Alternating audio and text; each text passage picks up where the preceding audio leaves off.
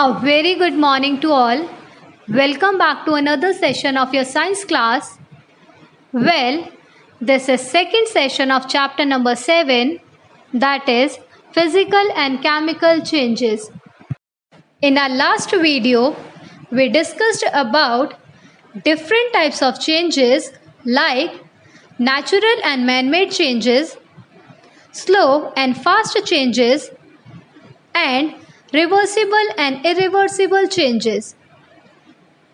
In today's video, we will discuss about physical and chemical changes.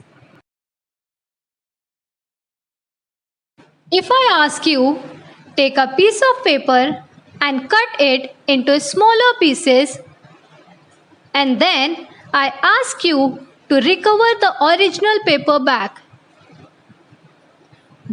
Can you get the original paper back? Does the property of paper changes?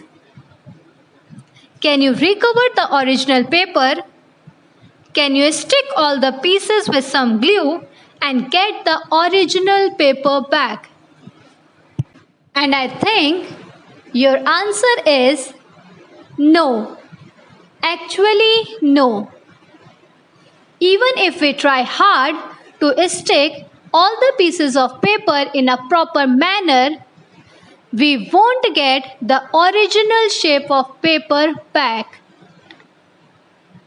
On cutting or tearing of a paper, the shape and size of a paper changes. There is a change in physical property of a paper. But when we cut or tear a paper, there is no change in its chemical properties. It's not like that on tearing a paper, it changed into plastic or gold or something else. The chemical properties of paper bits is same as the original paper. Here, no new substance is formed. We do not get any new substance in this process. Only there is change in physical properties like shape and size of a paper. It is still the same paper with same chemical properties. Next, if you crush a piece of chalk and I ask you to recover the chalk from its dust, can you do that?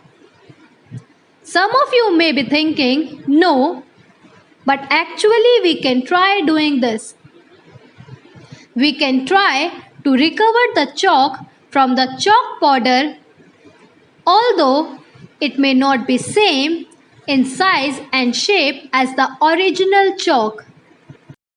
Take a chalk powder obtained by crushing the pieces of chalk. Add some glue to the chalk powder and wet it with some water. Roll it into the shape and let it dry. Then we get back the pieces of chalk. It's only that the pieces may not be same in shape and size as the original one. There is a change in physical property of a chalk, but no change in its chemical composition. Again, we do not get any new substance in this process. Next, if you freeze water in the form of ice cubes, can you get the water back? Yes, you can. You just need to keep the ice cubes outside the fridge and the water from solid state changes back to liquid state.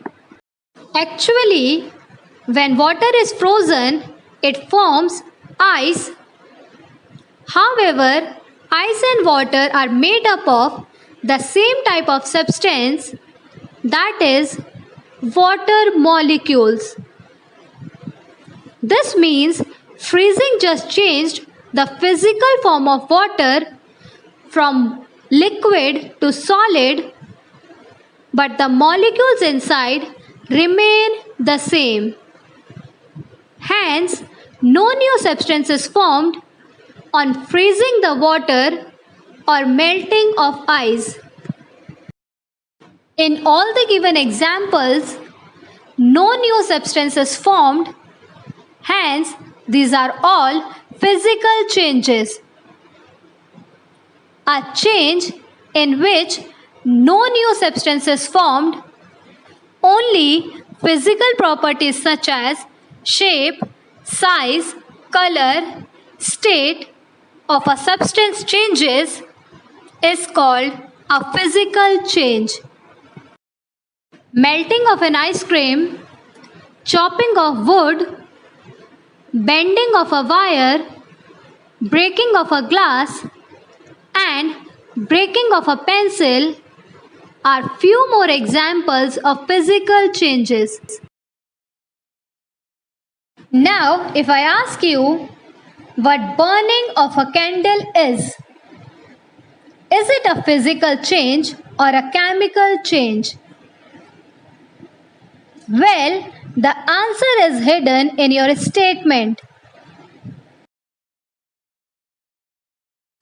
If I say melting of a wax, on melting, wax liquefies. It involves a change of state from solid to liquid.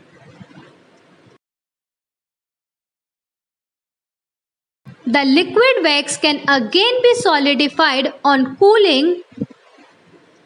No new substance is formed.